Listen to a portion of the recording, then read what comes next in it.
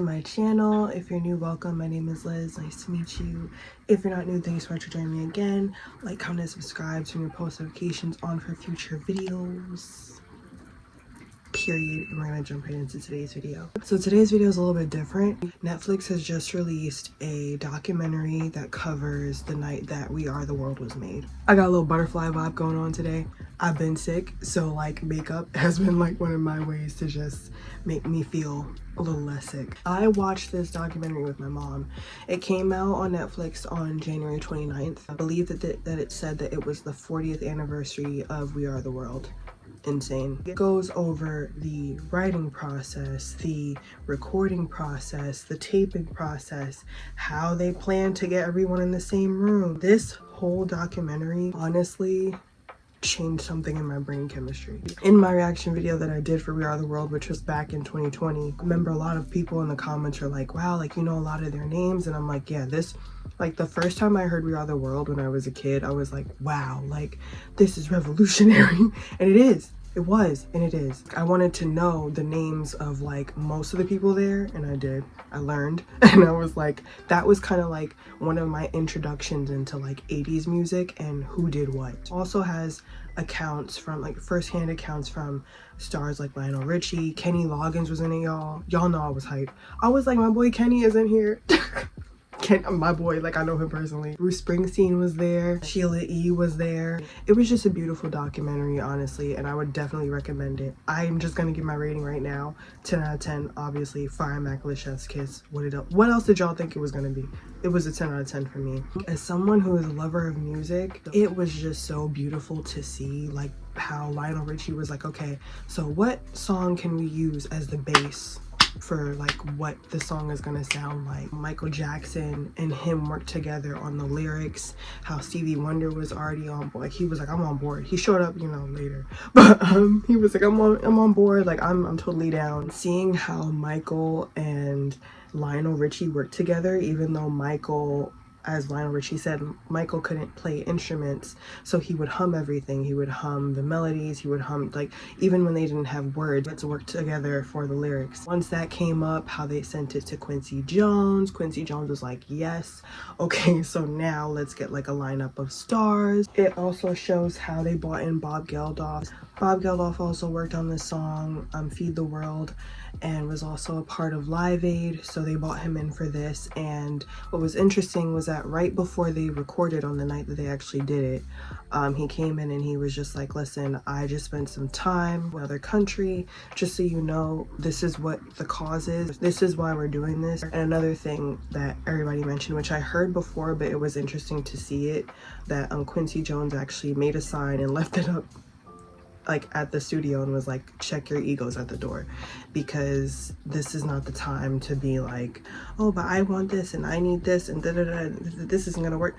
No, this is for a cause, this is for a humanitarian cause, and we need to just all come together, knock this out of the park, and get it done. What else was interesting was really seeing how everybody's like warm-up processes, their thought processes, and how Quincy was just like, listen, I want everyone to sing in your key and sing in your style. If I give you a line to sing, if you have a solo part to sing it the way that you would sing it, and that's what you do. Dionne Warwick, who was also in the documentary giving an account, she was saying, you know, yeah, I was right next to Willie Nelson, and I'm like, well, this is weird.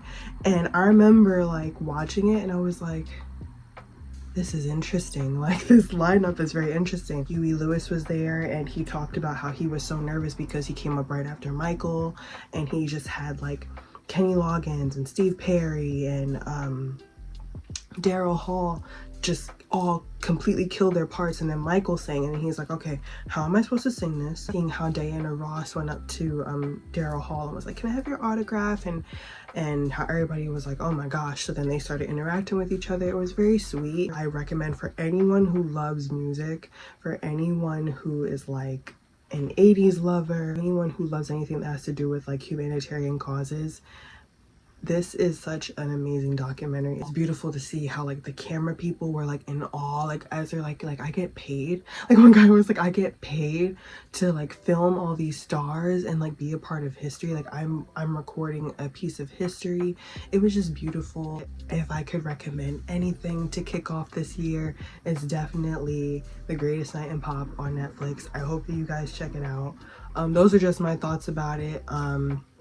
I will leave a link to the original We Are the World. I will leave a link to my We Are the World reaction if you'd like to watch that and vibe with me on that one. But yeah, these are just my thoughts about that. Me being like the mini music geek that I am, and like 80s lover and music lover that I am, loving Michael Jackson, Lionel Richie, Stevie Wonder, Cyndi Lauper, so many stars. And that, like, I was like, Paul Simon's so small. It was Springsteen, how he came in and the power that he had in his voice, and he was like, I'm tired, I just got off of my tour, I just finished, so I wasn't that great. And I'm like, boy, if you don't, come on. Ray Charles was there and Harry Belafonte. It was just like a beautiful moment. Like, it was just, if you want to geek out over that, please do. Like, just you know, it just lets you know that something that you do can impact, even if you think it's small in the moment. Like, they were all frustrated after a while because they're like, I'm tired, I'm hungry. Something that you do, you never know the impact that it can have in the long run. And this song is known globally.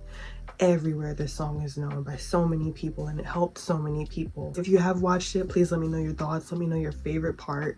One of my favorite parts was when Cyndi Lauper was like, when they were like, we're hearing something in the background, and Cyndi Lauper's like, oh, what is it? And they're like, it sounds like people are walking. And they're like, is it your beads? And she's like, oh, I'm sorry. And she's like, she has like 20 different necklaces and chains, and she's like, oh, I'm so sorry, I'm so sorry. She's just so adorable. Yeah, let me know what you guys thought about it. If you've watched it, if you haven't, definitely recommend it. Yeah, Netflix did an amazing job with this. And yeah, thank y'all for watching. Like, comment, subscribe if you enjoyed this video.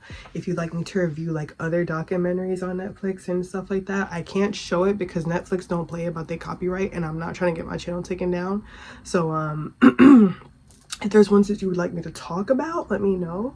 And yeah, otherwise I will catch y'all in the next video, and thank y'all for showing up for this one. Bye.